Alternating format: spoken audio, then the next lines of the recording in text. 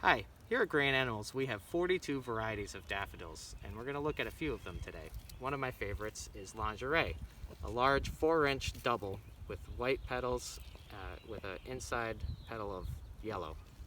They're exceptionally fragrant, like honey and vanilla, and very prolific. This is a planting of about 50 bulbs right here, and you can see that they double in a couple of years. Great perennializer, and I would highly recommend it for any location. It's a white flower with a little bit of yellow, but it holds up in the sun, whereas a lot of whites tend to like a little bit more shade in the afternoon. Hi, so this variety is Iwona, another new favorite of mine. You can see it has a couple different color cups. This really nice coral pink cup, this kind of peachy pink, and then right here we have this great little like orangey with a yellow base. This is a wonderful variety, grows well in the shade, and actually almost all of the pink cup daffodils will perform better with some shade. They don't bleach out as much, and what you're looking at right here is about 100 bulbs, and with deadheading and a little bit of luck, we'll have a really nice naturalized stand in this area in the years to come.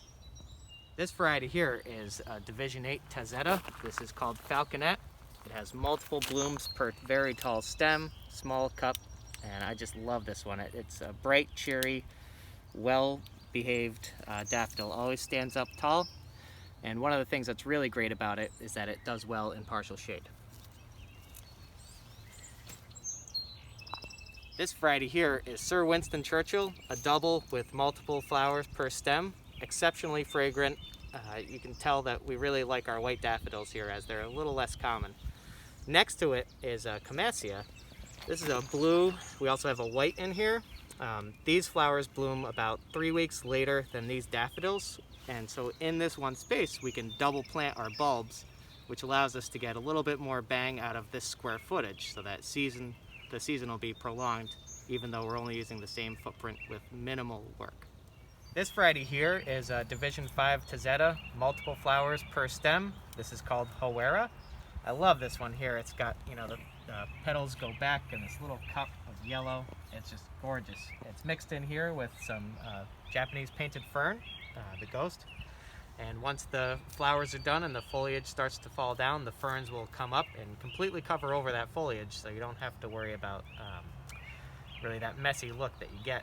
Because these cups face down, I planted them on an upward slope on our steps here into an area that as you walk up you can kind of see the effect of the cups, as opposed to a small border where you might not get to really enjoy them.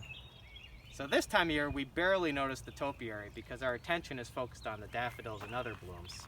This is one of my favorite varieties for this season. This is called Sorbet. It's another split type. You can see right here the differences in the flowers themselves are pretty wide-ranging, which just make a gorgeous assortment in any vase. Another variety we have here, another white, which tend to be later flowering than most of the other daffodils, is Delnasha, another Division 4 double. This variety here has this wonderful carnation pink interior, and one of the nice things is that in this stretch along our gourd arbor, we have another variety, this yellow one, Rapture, tucked down here, which is almost always done blooming before Delnasha comes up. So again, we're double planting our bulbs to really lengthen out the season. This variety here is Division 7. This is Kedron with this really unique coloration. This orange, small flattened cup and these kind of rounded, peachy yellow petals are really unique in this sense. These are almost past, but they're doing all right still. They've been blooming for about a month. And right here we have King Alfred, also Dutch Master.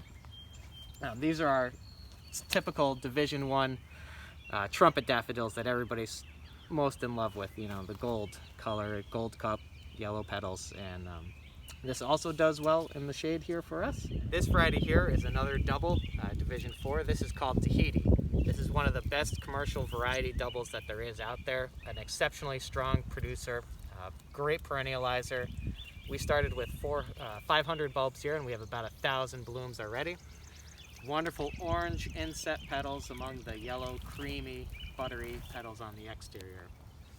Slight fragrance and just really a wonderful performer in all.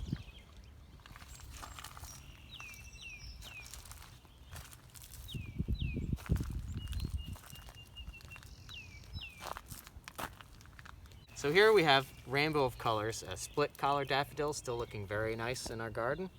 And it's gonna probably stay this way for another week or two. It's in a slightly shady spot in the morning, so that's why the blooms have lasted longer than some of our other of the same planting, mixed with some hyacinth. And then over here, we have another type of daffodil called tete-a-tete. This is probably the most well-known commercial variety in the world. It's a shorter daffodil, and it blooms real early, and as you can see, it's done. You know, there's nothing left to value into this, and we want to start deadheading this. So we'll pick out the single stems. And you might ask, boy, that seems like a lot of work. Why would anybody want to do this? Can't you just let all the foliage die down, or can't you just cut the whole plant down? And what this does is it removes the importance of forming seed, and so that the bulb, instead of having any other option of survival, has to bulk up itself and continue to produce offsets.